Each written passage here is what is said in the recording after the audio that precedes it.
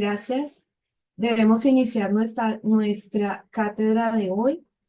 Yo les saludo, yo soy Sandra Liliana Sarria Flores, soy integrante del Círculo de Espiritualidad María de Magdala, que es con quien se ha programado junto con la Casa Cultural Tejiendo Sororidades, se ha hecho esta programación para la cátedra de teología de hoy. Y hoy es un día muy, muy especial porque tenemos una invitada, pues que nos da mucho gozo, nos produce mucha dicha poder contar con ella. Tenemos a Carmen Bernabé. Bienvenida, doctora Carmen. Eh, la doctora Carmen Bernabé es doctora en teología bíblica, ha hecho diplomados en trabajo social en el País Vasco, ha sido profesora con especialidad en Nuevo Testamento, eh, ha hecho parte de la Asociación Bíblica Española, también ha estado en el comité científico y editorial de la revista Ribla, y en este momento creemos que es una de las mujeres y de las estudiosas que más sabe y más ha investigado la figura de María de Magdala. Y es por eso que está hoy entre nosotras, porque el tema de hoy para nuestra cátedra es espiritualidad en María de Magdala. Entonces, doctora Carmen, sea usted muy bienvenida y a todas las participantes de nuestra cátedra. Gracias, Sandra.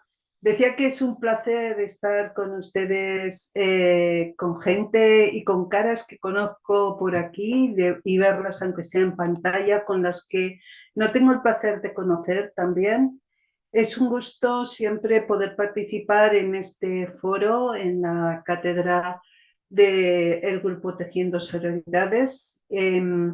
Y bueno, me es muy difícil decir que no, y por eso dije que sí, pero ciertamente el tema de la espiritualidad nunca lo había pensado y así se lo dije a Carmiña, pero me digo, oh, bueno, piénsalo un poco. Bueno, lo he pensado un poco, menos de lo que yo hubiese querido, porque, bueno, pues circunstancias familiares de cuidado que todas conocemos y sabemos, pues me lo han hecho un poco más complicado. Así que les ofrezco lo que he reflexionado, quizás sea más corto que otras veces, pero quizá eso dé la oportunidad de poder hablar y de poder participar más ustedes y comentar cómo eso podemos hacer la hermenéutica para hoy, cómo nos llega, ¿no? para el hoy de nuestras vidas. Así que ahí voy. Doctora Carmen, yo creo que hay que subirle un poquito al volumen de su computador, creo. Sí, a ver, que me suele dar... Veo. Ups. A ver, que me ha querido sacar de la reunión. Ay, no, no, no, no. Se escucha muy bien, Listo, se ya, escucha muy listo. bien. Sí, pero Tal vez era la he cercanía, dejado entonces. de verlas a ustedes. Ahora. Vale. Perfecto. ¿Me Ya, escuchan bien ya está entonces? mejor. Vale. Bueno, vamos a ver. Decía que el tema que Carmiña me pidió, la espiritualidad de María Magdalena, una dosis grande de creatividad, yo creo. Y existe el peligro de que sea en gran medida pues una proyección de la que habla. Vamos a intentar que no lo sea. Hablamos de espiritualidad franciscana, clarisa, carmelitana, benedictina, ignaciana o dominicana, entre otras. Y con eso aludimos al estilo de vida de ciertos colectivos que siguen la espiritualidad que comenzaron algunas figuras que están en el origen, ¿no? Pues o Clara de Asís, o Francisco, Teresa de Jesús, o Ignacio de Loyola, entre otras y otras muchas, que seguro que nos vienen a todas a la mente. Bueno, a todas estas personas les marcaron diversas experiencias corporales que quedaron en su memoria y que configuraron su vida, estas personas configuraron su vida desde lo más hondo de su ser y de su realidad. Y su acción también, ¿no? Que, bueno, pues todo esto lo hicieron desde una vivencia radical del Espíritu de Jesús. Es decir, un mismo referente, pero formas diversas de comprender y realizar el seguimiento de Jesús y vivir la relación con Dios, dejándose impulsar por el Espíritu. Las características personales, las circunstancias biográficas e históricas influyeron en su forma de espiritualidad. Pero estas personas dejaron escritos en los que podemos conocer sus vivencias, los momentos que consideraron decisivos, las opciones que tomaron, las razones. Ahora bien, en el caso de María Magdalena, los testimonios que tenemos son pocos y no son directos. Los evangelios canónicos, los escritos extracanónicos, y por eso tendremos que proceder de forma indirecta, interpretar, contextualizar estos testimonios y hacer su hermenéutica para ver qué luces nos aportan para el hoy.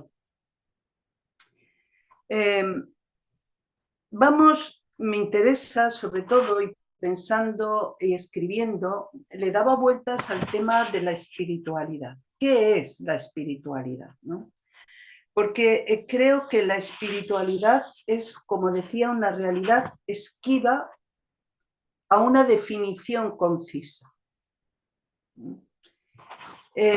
Para von Balthasar, la espiritualidad en general es la actitud básica, práctica o existencial que es propia del ser humano y que es consecuencia y expresión de la visión religiosa en general o de, todavía más general, de la visión ética de la existencia, si no es una espiritualidad creyente. Esta actitud práctica o existencial se traduce en una forma de vida y de comportamiento. Esto dice von Balthasar, hay muchas definiciones, pero profundizando un poco y hablando con una amiga, ella me decía, ¿no?, también en estas cosas, podemos decir que la espiritualidad, en palabras de Mercedes Arbaiza, una buena amiga, es el sentido que damos a nuestros actos, a las prácticas, a las cosas y a los sucesos, ¿no?, orientados hasta un punto que les da sentido y los planifica.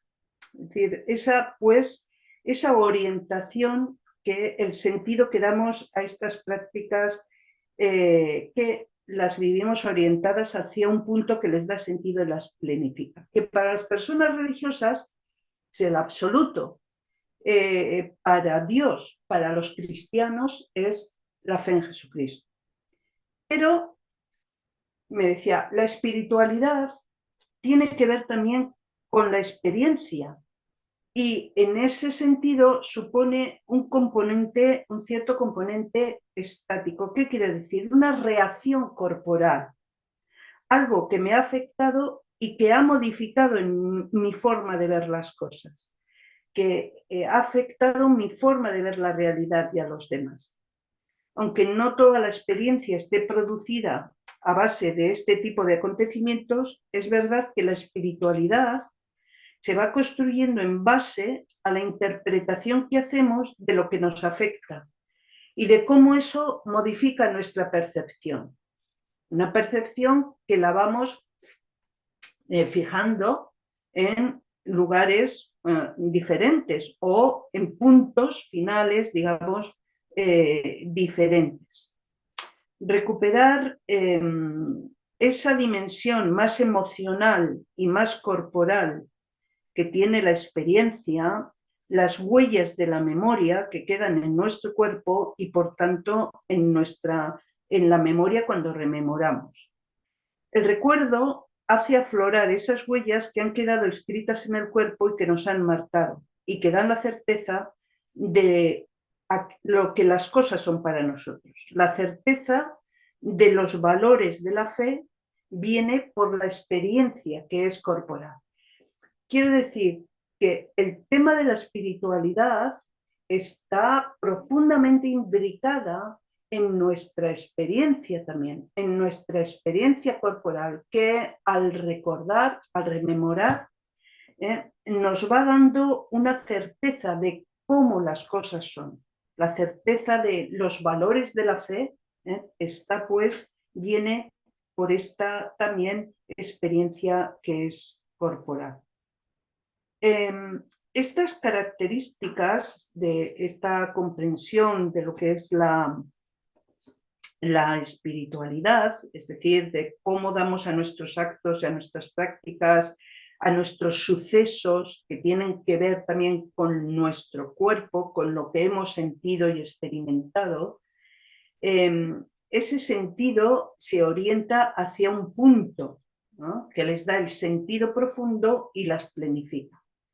Y, como decimos, para los cristianos es ese fe en Jesús o esa fe en el Dios de Jesús. Pues bien, estas características me parecía que se podían ver también en la espiritualidad, o algunas de estas características se podían ver en María Magdalena.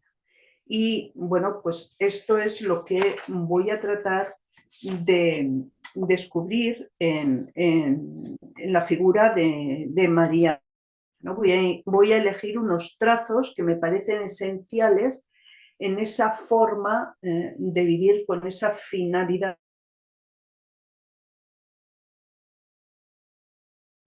a ese objetivo, a ese punto que les da sentido y que las planifica.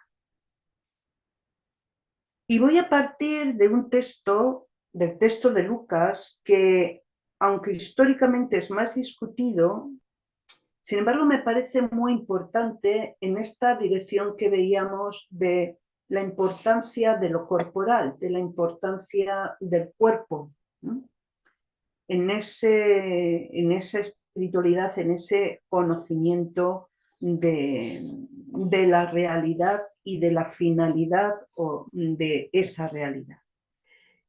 Me refiero a Lucas 8:1-3, que aunque históricamente, como decía, es más discutido, parece que está recordando una memoria importante de la comunidad, de las comunidades, contada de una forma cultural propia de aquel tiempo. Y me estoy refiriendo al tema de los demonios. Dice así el texto: y sucedió a continuación que iba Jesús por ciudades y pueblos, proclamando y anunciando la buena nueva del reino de Dios. Le acompañaban los 12 y algunas mujeres que habían sido curadas de espíritus malignos y enfermedades. María, llamada la Magdalena, de la que habían salido 7 demonios, Juana, mujer de Cusa, un administrador de Herodes, Susana y otras muchas que le servían con sus bienes. Solo Lucas, y el final tardío de Marcos, menciona el tema de los demonios de María Magdalena y las enfermedades de las demás mujeres que seguían a Jesús. A pesar de que no hay otras fuentes que apoyen su historicidad, es muy probable que Lucas esté usando una forma habitual en su contexto. ¿Para qué? Para expresar un rasgo característico y propio de estas mujeres. Y lo expresa de acuerdo a categorías contextuales de aquel momento. La antropología cultural y médica ha demostrado que tras este tipo de manifestaciones se esconden situaciones personales de conflicto con el grupo familiar o con el grupo social, con el grupo local.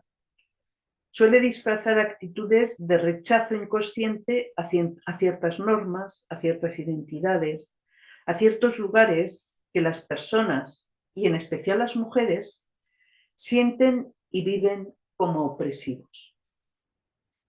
El cuerpo les sirve como expresión de esta queja, que de otro modo sería inaceptable. Pues bien, María Magdalena y las otras mujeres que siguen a Jesús son presentadas con esta tipología.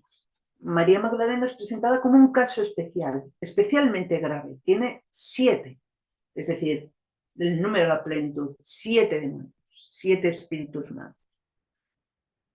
Y las otras mujeres son presentadas como mujeres a las que aquejan enfermedades, que el término griego es debilidades. Es una forma cultural de señalar que se trataba de mujeres que no encontraban su lugar en el lugar que, según la costumbre, les había atribuido, y expresaban la queja de forma inconsciente con su cuerpo. Era una forma inconsciente, pero muy real, en la que el cuerpo, la corporeidad, se utilizaba para expresar esa queja de la que probablemente ni eran plenamente conscientes. Esa queja iba contra ellas mismas.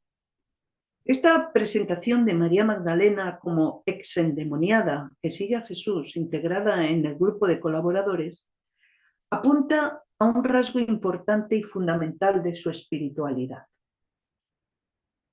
el anhelo de algo más, la escucha y la búsqueda. La escucha de su anhelo interior, de su sufrimiento, de sus manifestaciones en todo su ser, en toda su existencia. Ese anhelo de algo más, ese realmente estar buscando y estar como en un sitio en el que no se quiere estar, en el que se ve que no se debe estar, o que se anhela a otro lugar, se ha expresado y ha dejado su huella en el cuerpo. La búsqueda del anhelo que pudiera saciar su sed, el anhelo interior de liberación, el ansia de otros horizontes y vida plena, el alivio de su sufrimiento mudo. Es decir, una espiritualidad que veíamos con un rasgo: el anhelo de algo más, la escucha y la búsqueda. La escucha de ese anhelo interior, del sufrimiento y de la manifestación en todo su ser, y la búsqueda de aquello que pudiera saciar su sed, el anhelo interior de liberación, el ansia de otros horizontes y de vida plena, que pudiera, como digo, aliviar ese sufrimiento mudo. La reflexión al hilo de la sed física que hace José Tolentino Mendoza en el libro Elogio de la sed, él habla de la sed física como lo que le permite hablar de esa otra sed, ¿no? De la sed existencial. Es muy iluminadora lo que dice en ciertos momentos para profundizar en ese proceso espiritual con que es presentada María Magdalena. Dice Mendoza que lo más importante es asumir de verdad que somos personas sedientas y deseosas, y que paradójicamente no es la sed la que nos hace morir, sino que la sed enseña el arte de buscar, el arte de aprender, el arte de colaborar. Dice Tolentino Mendoza: cuando se renuncia a la sed es cuando se empieza a morir. Escuchar la propia sed es interpretar el deseo que habita en nuestro interior. Esa aspiración que nos trasciende y que no tiene necesariamente un final.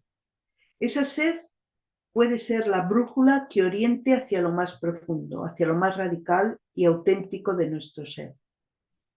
Que nos oriente hacia Dios, del que San Agustín decía que es más íntimamente yo que yo mismo, pero a la vez más distante a mí que lo más distante.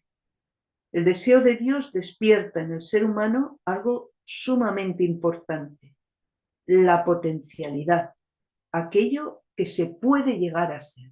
Y esto veremos que es con lo que se encuentra también María Magdalena. Podríamos decir que María Magdalena era una mujer sedienta, que reconoció su sed, buscó el agua que la saciara, aunque esto pudiera suponer, pues,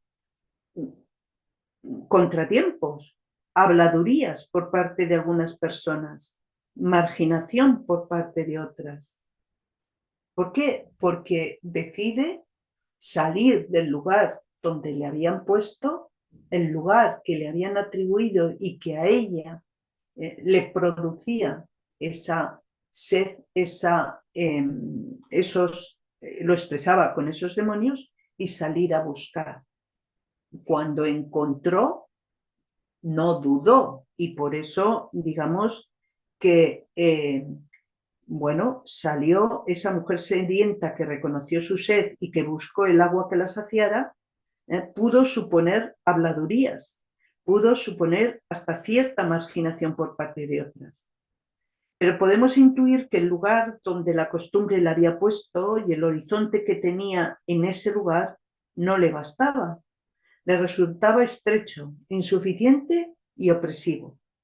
Detrás de los demonios de María Magdalena, o detrás del hecho de unirse a un movimiento profético de renovación como el de Jesús, es posible intuir su sed de algo más que la situación que vivía, y con seguridad era dolorosa y opresiva.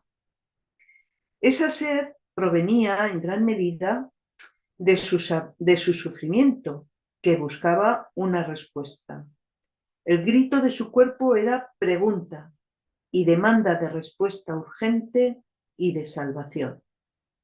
María Magdalena escucha su sed y le pone nombre. Y empieza a hacerlo cuando oye hablar del profeta de Nazaret y sale a escucharle. Le escucha y empieza a poner nombre a su sed. Empieza a identificarla, empieza a nombrarla, empieza a ver por dónde debe saciarla.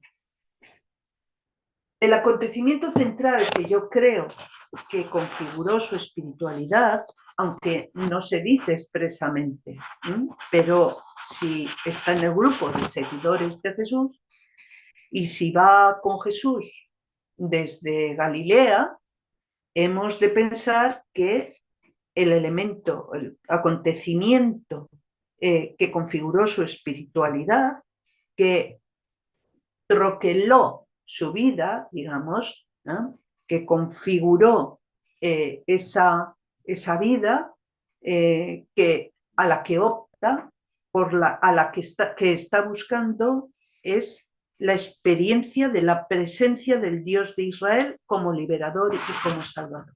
Es decir, el Dios del reino que Jesús de Nazaret estaba anunciando, estaba haciendo presente.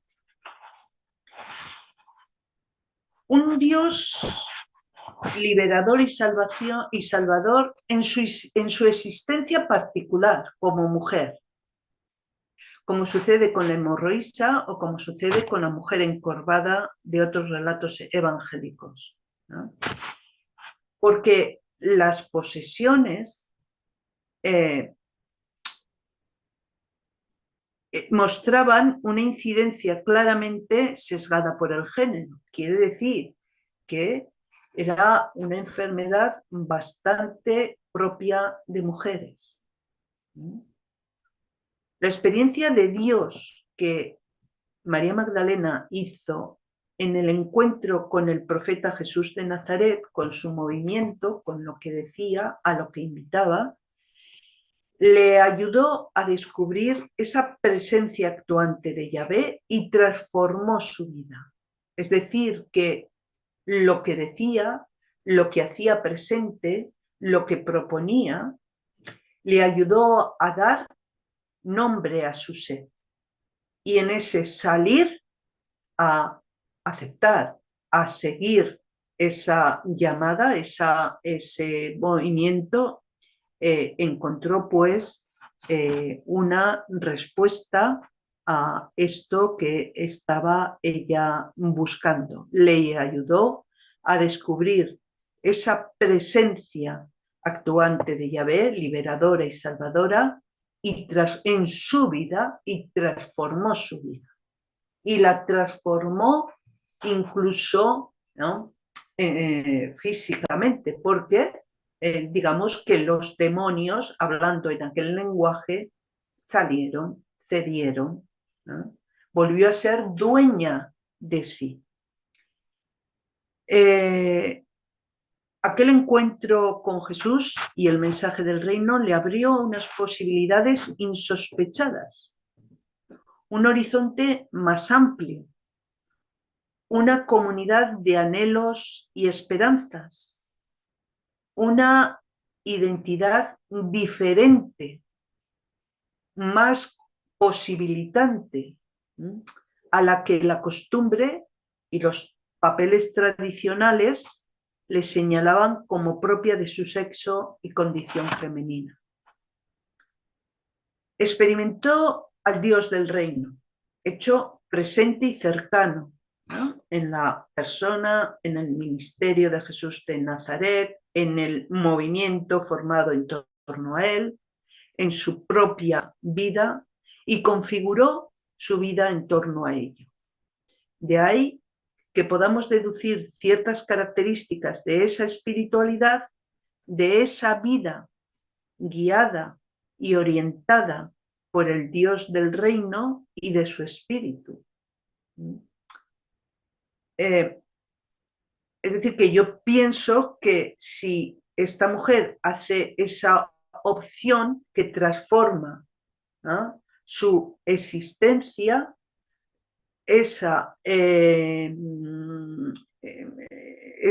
noticia o lo que supone el reino de Dios, configuró su existencia, configuró su vida, configuró su espiritualidad. Es decir, aquel horizonte, aquel punto al que confluía su vida y que le daba ese sentido y esa plenitud. Entonces, hay algunos aspectos de este mensaje del reino de Dios, de esta realidad del reino de Dios que ya empezaba a darse, como una salvación final que empezaba a darse ya y que ellos lo habían experimentado, que nos sirve. ¿Cuáles son? Pues una de ellas es la mirada a la realidad desde los márgenes, con una propuesta alternativa de los valores del reino de Dios, tal como están proclamados en las bienaventuranzas. Esto ya hace entender la existencia, ver la realidad, ver a los demás desde una perspectiva muy concreta, que es esta del reino de Dios, la de los márgenes, es decir, no la de los valores del centro hegemónico. Y esos valores de esta perspectiva, digamos, del reino de Dios, pero que es no solo una perspectiva, sino una realidad que se experimenta, son unos valores contraculturales, unos valores alternativos, tal como están proclamados en las bienaventuranzas. Esta comprensión de la voluntad de Dios se hace desde la realidad sufriente, en la que esta mujer se encontraba y se encontraban tantos otros. Es decir, que esa interpretación de cuál es la voluntad de Dios, que se interpretaba en la Torá, voluntad, y yo añado, de bien, voluntad de bien de Dios, que se interpretaba en la Torá, se interpreta desde este lugar del reino de Dios, desde los márgenes, y se interpreta desde la realidad sufriente, que en la que se había encontrado, en la que se encontraba María, en la que se encontraba tanta gente. Y esta convicción nacía de su propia experiencia. Es decir, Jesús lo decía, pero lo había experimentado. Entonces, desde su propia experiencia, desde un Dios conmovido por el sufrimiento de las víctimas. Un Dios que salía a buscar a los caídos, que se hacía presente en las cunetas de la vida, que se hacía solidario con los sufrimientos. Un Dios que no era ajeno a la historia, a la carne, a los excluidos, a los pobres. Entonces, esa experiencia de Dios tan radical que hizo María Magdalena, hizo que ella se supiera y se viviera referida a Él, a ese Dios, con esa voluntad de bien, entendida de esa forma.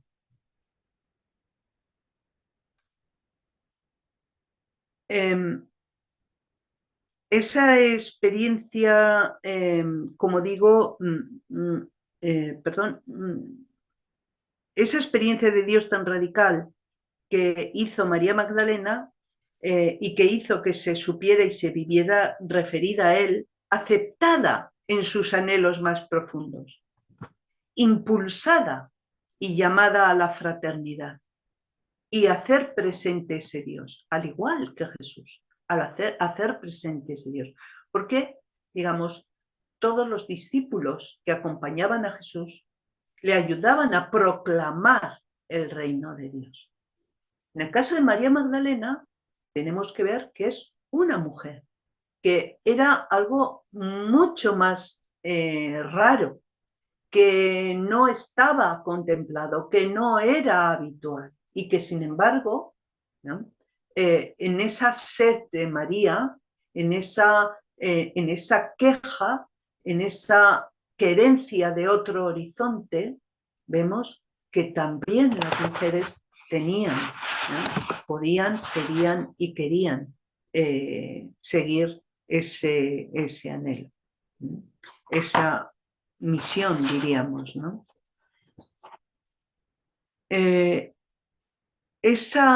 Su experiencia de sufrimiento y la experiencia del Dios sanador y liberador, y digo su experiencia de sufrimiento porque una mujer que aparece como endemoniada con 7 demonios, en el fondo a lo que está apuntando es a una mujer con una carga muy grande, con un sufrimiento tremendo dentro, con una opresión muy grande. Entonces, esa experiencia de sufrimiento y la experiencia del Dios sanador y liberador tuvo, que tuvo en la enfermedad, bueno, pues esa experiencia ella la recoge, la ve, y su misma presencia daba razón y hacía presente la actuación del Dios liberador que proclamaba Jesús, en especial para las mujeres.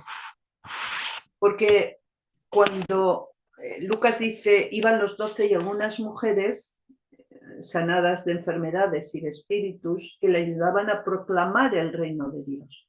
Es decir, que María Magdalena, desde esa experiencia de sufrimiento y de haber encontrado el agua que sanaba la sed, de haber salido, de haber encontrado, de haber aceptado esta actuación, esta liberación que suponía el reino de Dios, era un ejemplo para las otras mujeres, es decir, vosotros también podéis, que existe.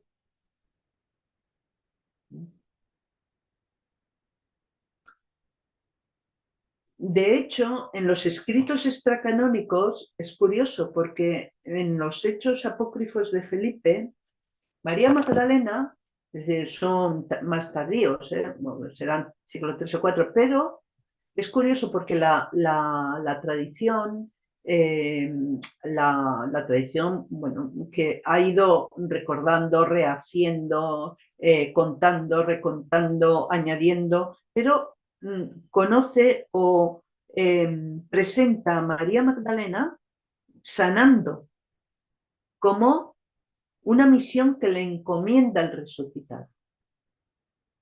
Y además dice que sana con su saliva, curioso, porque nos recuerda a un gesto de Jesús en los evangelios. Entonces, digamos que esa tradición también ha recogido este aspecto de la mujer sanada que sana. La mujer que ha sido transformada y en esa transformación aporta esa, ¿no? Puede también participar en esa misión, en ese don o en esa tarea de hacer presente ese reino de Dios. Un otro aspecto de esta espiritualidad de María Magdalena es la fortaleza. Porque sí, la fortaleza y la resiliencia ante la oposición, ante la crítica y ante las dificultades. El sobrenombre de Magdalena que le daban a esta María puede tener un doble significado. Por un lado, se refería al nombre de la ciudad, de la que con toda probabilidad era originaria, pero por otro lado, Migdal es un sustantivo que designa un lugar fortificado, una fortaleza. Y bien pudo ser un apelativo que en un juego de palabras con el de su ciudad le daban a aquella mujer Jesús y los que le rodeaban. María, la fortaleza, aludiendo así a un rasgo alusivo a su personalidad, como sucedía con Pedro, ¿no?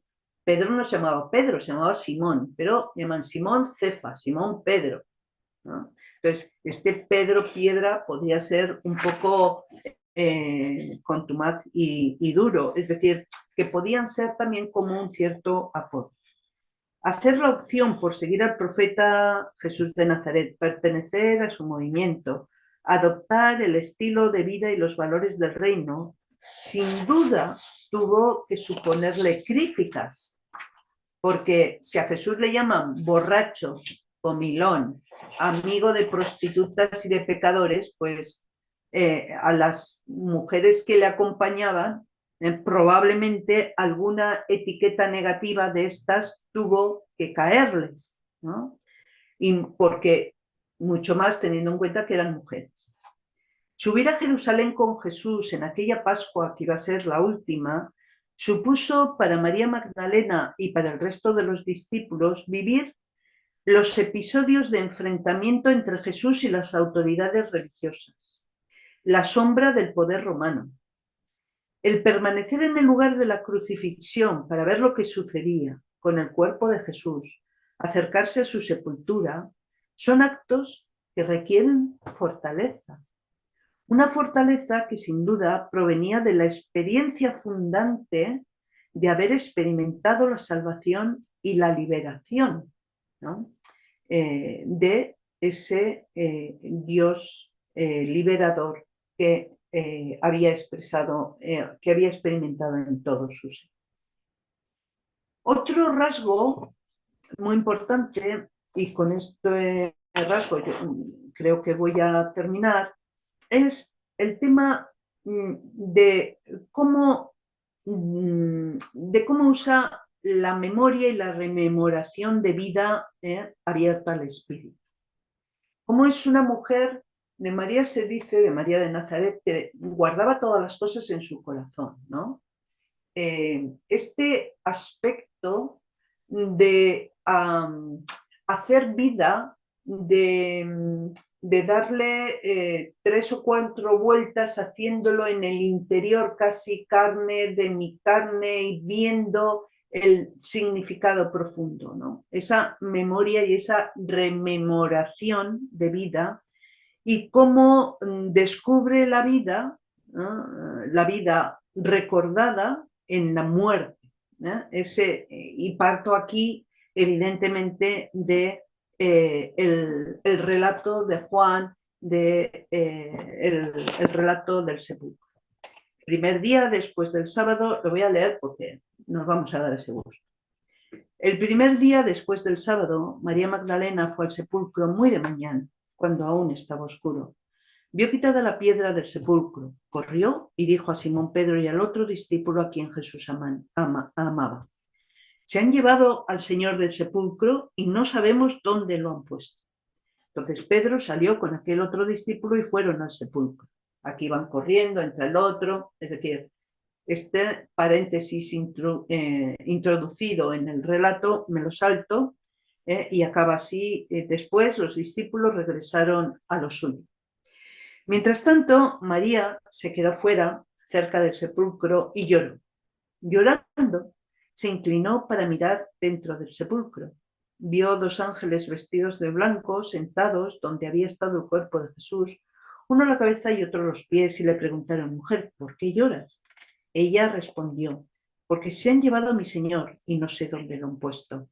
Habiendo dicho estas palabras, se volvió y vio a Jesús de pie, pero no lo reconoció. Jesús le preguntó: mujer, ¿por qué lloras? ¿A quién estás buscando? Suponiendo que era el jardinero, respondió: Señor, si usted se lo llevó, dígame dónde le ha puesto e iré a buscar. Jesús le dijo: María. Volviéndose, exclamó en hebreo: Rabuni, que significa maestro. Jesús le dijo: no me retengas, porque todavía no he subido a mi Padre. Ve a mis hermanos y diles: subo a mi Padre y a vuestro Padre, a mi Dios y a vuestro Dios. Fue María Magdalena y corrió a anunciar a los discípulos y les dijo: he visto al Señor y que le había dicho esto. Bien, la tarde del mismo día, la profundidad humana y espiritual de la que había dado muestras María Magdalena durante todo el tiempo en el que fue con Jesús por Galilea, se hizo aún más patente en la muerte de este. Profundidad humana y espiritual, fortaleza, resiliencia. Como hemos visto, ella había permanecido en los alrededores de la crucifixión, asistiendo a las últimas horas de Jesús y a la suerte que corría su cuerpo, venciendo el miedo y a pesar del dolor, resistiéndose a dar por terminada la buena noticia. La experiencia de liberación, de vida, había sido tan grande que no podía aceptar que ese fuera el final, que todo hubiera sido mentira. Su experiencia más profunda, grabada en su cuerpo, se lo decía.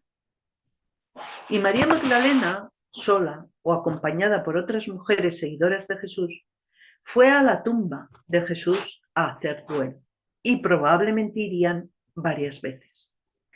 Necesitaba llorar, necesitaba lamentarse, necesitaba seguir hablando con Jesús, recordar, preguntarle. Era lo que hacían las mujeres por sus seres queridos, como dice el Evangelio de Pedro, dejándonos conocer así un rasgo del contexto cultural del momento que ayuda a entender el relato estilizado y teologizado de los evangelios canónicos. Había y hay una sabiduría profunda en el duelo, en los lamentos, en la costumbre de visitar la tumba y hablar con el difunto. Una sabiduría y una intuición. Para otras personas quizás sea un anhelo engañoso, un anhelo revelador, o un anhelo revelador, de que la muerte no es el final de todo. Las mujeres siempre han estado al inicio y al final de la vida, cuidándola, protegiéndola, alimentándola, velándola. Han dado mucha importancia a los cuerpos. Saben escuchar y leer en ellos las señales del mundo interior, de la vida vivida. En ese duelo y en ese diálogo con el difunto, en ese recordar, que es volver a pasar por el corazón, recordar, en ese recordar la vida vivida, lo experimentado, lo escuchado a Jesús, María Magdalena realiza la remembranza, ¿Por qué utilizo esta palabra que en castellano, por lo menos en España, casi no se utiliza, aunque es muy bonita?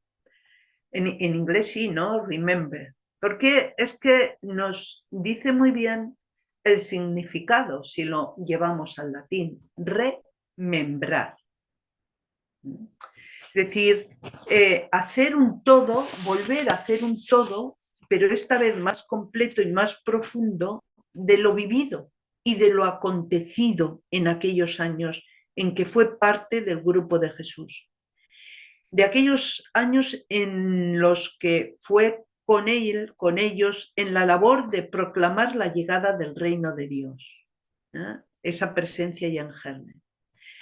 Ya entonces había aprendido a observar los brotes, a identificar las señales, a interpretar los signos de la presencia liberadora y salvadora del Dios del reino. La mirada se le había afilado, había adquirido profundidad, había empezado a ver cómo veía Jesús desde la perspectiva del reino, desde el lugar que miraba.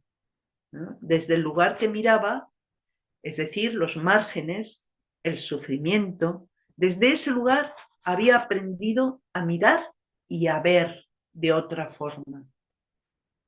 Todo esto estaba en su corazón, mientras lloraba frente a la sepultura de Jesús y hablaba con él, preguntándole el sentido de lo vivido y de lo sucedido, preguntando por el futuro suyo y por el futuro del grupo, por el futuro de aquella tarea del reino. Como una sucesión de imágenes y vivencias en las que aparecían y se mezclaban los días en Galilea, los caminos, las aldeas, los atardeceres junto al lago, escuchando a Jesús rodeado de gente hablar del reino y los corazones bebiendo sus palabras, mezclados con los sucesos de los últimos días de Jerusalén, la detención, la crucifixión, la sepultura de Jesús. En esas imágenes, en esa sucesión de imágenes, lo ve con una profundidad nueva. Lo ve desde la experiencia de lo vivido, de las palabras escuchadas, del espíritu compartido. Y ese recordar, ese remembrar, no es una operación mental, lógica más. María Magdalena lentamente sabe, conoce, que no hay motivo para el duelo. Está segura, con una seguridad que le surge de dentro, del cuerpo mismo, ¿no? De ese cuerpo que experimentó la liberación, que experimentó esa libertad. Y sabe que no hay motivo para el duelo, que la injusticia y la muerte no han tenido la última palabra. Sabe con certeza que Jesús no está en el sepulcro, que no ha quedado en el Seol, que el Dios fiel al que hacía presente lo ha reivindicado. Y ese saber que vive tan en profundidad, que surge tan de dentro, lo sabe recibido. Lo siente surgir en su interior, promovido por el Espíritu de Dios. Si su cuerpo había sido vehículo de su queja, de su sed, ahora le hace saber que Jesús ha resucitado y está con ese Dios Abba misericordioso y fiel, cuya presencia sanadora había hecho presente durante tanto tiempo. Y ese saber no puede quedar solo para ella, no puede quedar en silencio. De lo que hay en el corazón habla la boca, dice un refrán castellano. Hay que compartirlo con todos los demás compañeros y compañeras de camino, y vuelve, y cuenta, y con ello posibilita a los demás hacer la misma experiencia. Es el mismo resucitado cuya presencia nueva ha aprendido a identificar el origen del encargo y la misión que lleva. Conclusión. La espiritualidad de María Magdalena, que podemos intuir a través de los escasos relatos bíblicos que tenemos, es una espiritualidad profunda y unificadamente encarnada, conocedora por experiencia personal del sufrimiento, situada en la realidad desde los márgenes sufrientes e implicada en la superación de la injusticia y el dolor de otras y otros en el seguimiento de Jesús para proclamar la buena noticia del reino de Dios. Es su persona, en su cuerpo y en su historia, en su cuerpo, ¿no? En su persona, en su cuerpo y en su historia había huellas de la presencia sanadora del Dios del reino, y por ello su misma persona era testigo y hacía presente a ese Dios como un Dios liberador, humanizador y salvador, un Dios que daba nuevos horizontes de posibilidad, un Dios dador de agua para la sed profunda. Al hacer duelo con todo su ser y rememorar, afloraron las certezas de lo escuchado, de lo vivido, certezas que llevaba inscritas en su cuerpo, y surgió la certeza de la fe, la certeza de la presencia y del resucitado y el envío a comunicarlo. Muchas gracias. Ha sido una jornada encantadora. Hay varios comentarios en el chat de gratitud, de alegría, de esperanza. Hay alguien que dice que es chévere porque nos hace humanizarnos desde los márgenes. Hay comentarios muy bonitos. Agradecemos infinitamente, doctora Carmen, este esfuerzo que usted hizo ha dado muy buenos frutos. Este esfuerzo ha sido muy fructífero, y yo creo que lo que dice una de las compañeras es verdad. Creo que lo tenemos que seguir, ¿cómo sería?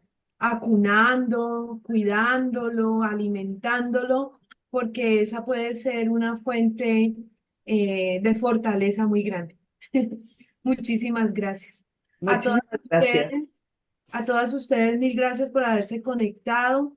Queremos decirles que nuestra siguiente cátedra será el 25 de mayo.